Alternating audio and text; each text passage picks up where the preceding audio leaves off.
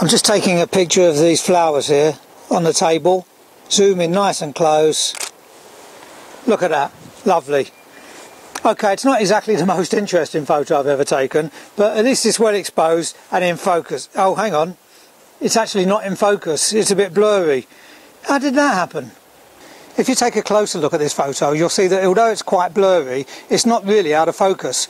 You can generally tell when a shot's out of focus because although the subject is generally blurry, some parts of the image are actually in focus, but not in this case.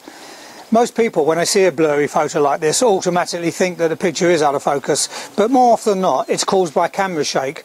And camera shake is made worse when you zoom in the lens. I'll demonstrate this with my special tool. There's absolutely no expense being spared in bringing you these high production value films. Here we have my high-tech, solar-powered camera shake simulator, patent applied for. I'm calling it the iShake. I'm expecting a call from Apple sometime soon. When I move the branch up and down, just say about an inch where my hand is, the leaves at the end go up and down, about 6-7 inches. So the movement is being magnified because of the length of the branch. So when you zoom in with your lens, you have to be careful, as you could get a similar effect to this. So if you're taking a picture of a subject way off in the distance and you've zoomed right in, the chances are they're going to be jiggling around a little bit, and that movement is going to cause camera shake.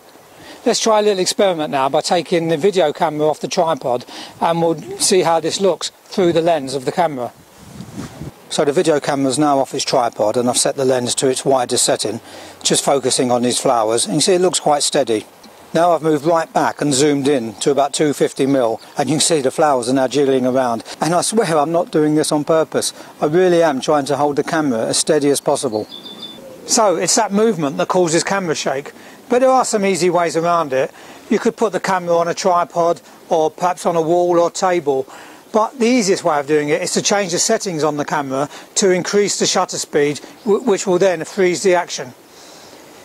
If you have a compact camera and you don't like to mess around with the settings too much, the easiest way of doing it is to put the camera into the sports scene mode, and that will automatically increase the shutter speed, which will then freeze the action. Now, if you're an SLR user, or perhaps you've got one of the new mirrorless type of cameras, or maybe even a sophisticated compact camera, you'll then have more control over the shutter speeds. And the slower the shutter speed, the more likely you are to introduce camera shake.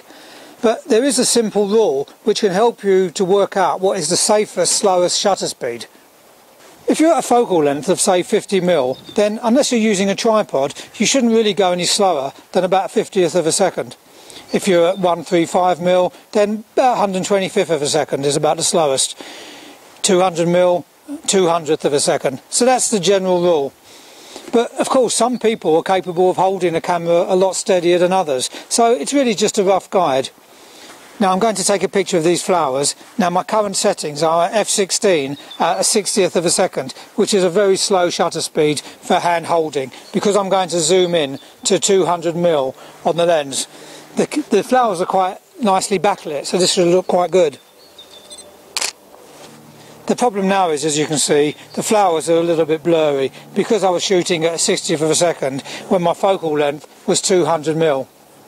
So I'm now going to change the settings to increase the shutter speed, and that's going to freeze any movement that I make with the camera. But in actual fact, because the flowers are blowing around, that was also helped to freeze a bit of movement in the flowers. So as you can see, once I start increasing the shutter speed, because I'm in shutter priority mode, the camera will automatically compensate by changing the aperture. So I'm now at 250th of the second at f5.6. Let's try this again. Yeah, that's a much improved picture. Lovely and sharp. Let's just zoom in on it to make sure. Perfect. The problem of camera shake can be exasperated when it starts getting a little darker, because you're already at the widest aperture and the camera just won't let you change to a faster shutter speed because there's just simply not enough light. I can demonstrate this by pointing the camera at something dark, and we can get over the problem by changing the ISO setting. So let's see how that can work. So the lens is zoomed in to 200mm and the settings are ISO 100, aperture f5.6 and 125th of a second. The shutter speed is really too slow for that focal length. I could try taking a picture, but the risk of camera shake is just too high. The problem is the aperture is already at its wider settings and I just cannot get the shutter speed any higher. So the solution to this dilemma is simply to keep the aperture as it is and just increase the ISO to say about 400, maybe 800 if it is quite dark. Once you've increased the ISO, in this case 400, you can then simply increase the shutter speed and the camera will automatically compensate by opening up the aperture. Upping the ISO will increase the noise or grain in a photo, but it's really much better to have a sharp, maybe slightly noisy or grainy photo than it is to have a very clean image which is all blurry. That's something you just cannot fix afterwards. If you're in a low light situation and you just don't want to start messing around with the settings on the camera, the other thing you can try is to lean against a wall or a post and take a picture. Steady yourself against a wall. That can really help. The other thing that can make a big difference is the way you hold the camera. If you use a compact camera and you're just holding it out like this, well, you're asking for trouble. It's much better to keep your arms or your elbows tucked in. If you have an SLR, the extra pressure of putting it against your eye helps to steady the camera, but you also need to tuck your elbows in as well. That should make a much better, steadier stance. One other thing to consider is your breathing. What helps me is to take the photo just as I exhale, or sometimes in between breathing out and breathing in. Apparently that's what the Olympics shooters do.